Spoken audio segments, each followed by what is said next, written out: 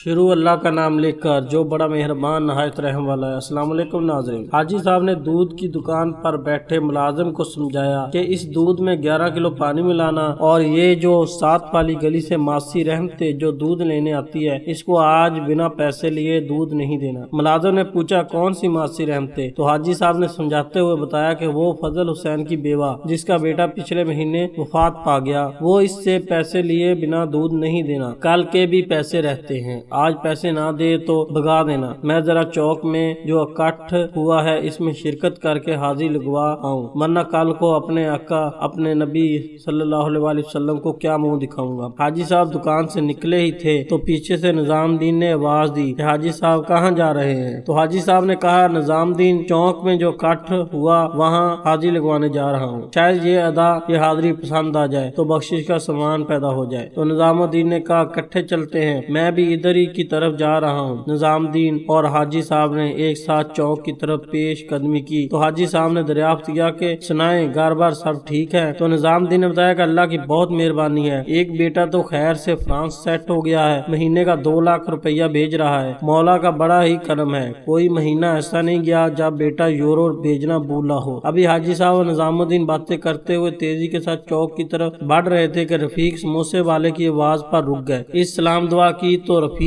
کے دریافت کرنے پر اس کو بتایا اور دعوت بھی دی کہ کاروبار تو دنیا میں چلتے رہتے ہیں، آؤ ہمارے ساتھ، تم بھی حاضری لگوا کر اپنی آخرت کا سامان کر لو۔ تو رفیق نے بولا کیوں نہیں، بس 5 منٹ رکیں پھر ساتھ ہی چلتے ہیں۔ وہ دونوں رک گئے تو حاجی صاحب نے بتایا کہ جلدی میں کھانا بھی نہیں کھایا اور بھوک بھی محسوس ہو رہی، تو رفیق 2 سموسے پلیٹ میں ڈال دے۔ تو رفیق نے حاجی صاحب قریب ہو کر ان کے کان میں سرگوشی کرتے ہوئے بتایا حاجی صاحب آپ ہی کی دکان ہے لیکن یہ سموسے آپ کے کھانے کے نہیں، یہ کل کے ہیں۔ حاجی صاحب نے ایک مسکراہٹ کے ساتھ رفیق کے اس خلوص کا شکریہ ادا کیا اور پھر تینوں چوک کی طرف چل پڑے۔ تھوڑی دور ہی گئے تو ایک رکشے والا ان کے پاس آ کر رکا تو حاجی صاحب نے کہا او شیدے سنا کیا حال ہے، کہاں جا رہا ہے؟ تو شیدے نے کہا میں چوک میں جو آج اکٹھ ہوا ہے وہاں جا رہا ہوں، اس میں شرکت کرنے۔ تو اس کی بات سن کر سب نے یک زباں کہا یہ ہوئی نا بات، ہم بھی وہیں جا رہے ہیں۔ تو شیدے نے بلا تکلف کہا پھر پیدل کیوں، رکشے پر سوار ہوں، کچھ ثواب کا موقع ہم کو بھی کمانے دیں۔ تینوں شیدے کے ساتھ رکشے پر سوار ہوئے اور شیدے نے رکشے کو منزل کی طرف بڑھانا شروع کر دیا۔ ابھی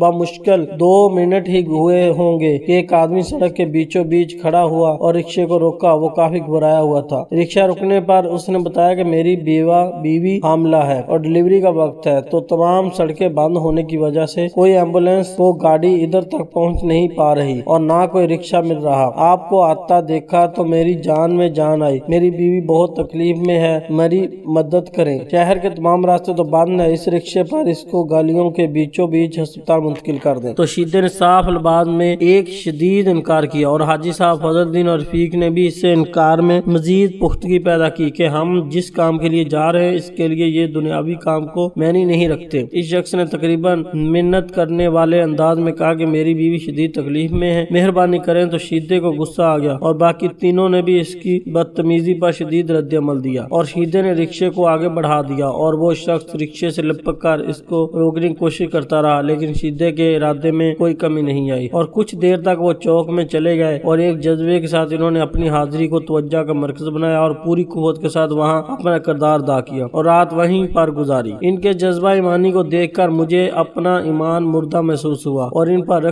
رشک آیا۔ یہ ہے وہ لوگ جن کی ایمان اور عشق کی بدولت یہ دنیا قائم ہے اور مجھے یقین ہو گیا کہ صبح ہوتے ہی فرشتے ان پر اپنی رحمت کی برسات کریں گے اور ہم گناہ گار دیکھتے رہیں گے۔ اگر آپ کو ہماری ویڈیو اچھی لگی تو ہمارے چینل کو سبسکرائب کر دیں اور بیل کے آئیکن کو دبا دیں تاکہ آنے والی ویڈیوز آپ تک پہنچ رہیں۔ Thanks for watching.